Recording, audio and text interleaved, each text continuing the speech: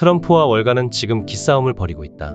트럼프가 입을 닫고 가만히 있으면 시장은 조용히 반등할 것이다. 그러나 스콧 베센트 미 재무장관은 경고한다. 미국의 정부 부채를 이대로 두면 금융위기로 이어질 수 있다.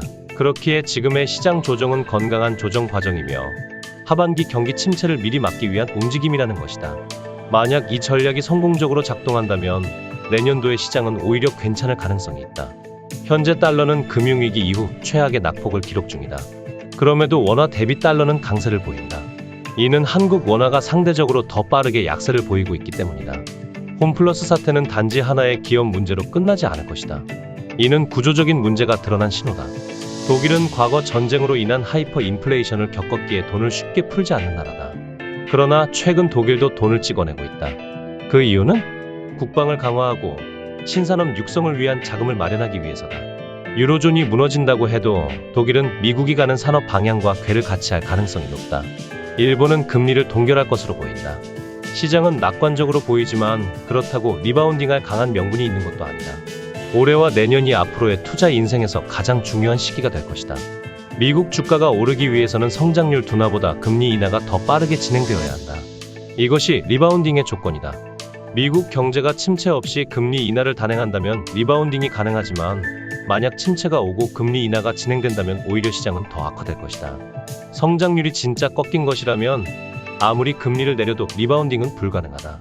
반면 성장률 하락이 아닌 물가 하락에 따른 금리 인하라면 이는 시장에 긍정적인 시그널이 될 수 있다. 최근 금과 관세로 인해 미국의 수입이 크게 증가했다. 실제 관세가 적용된 이후 수출이 유지되면서 수입이 줄어든다면 성장률은 다시 리바운딩할 가능성이 높다. 그러나 3에서 4분기의 성장률은 관세와 상관없이 부진할 가능성이 크다.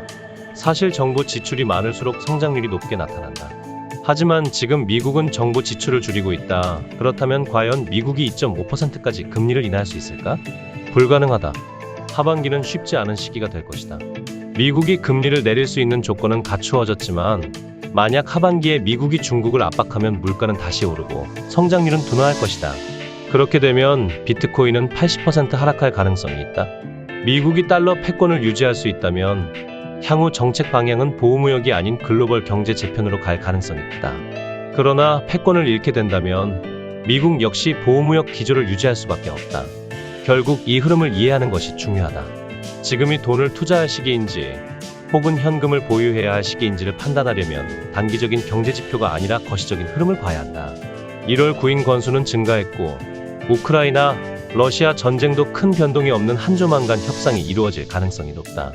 따라서 2분기부터 시장이 점차 긍정적인 흐름으로 유턴할 수 있을 것으로 기대해 볼 만하다.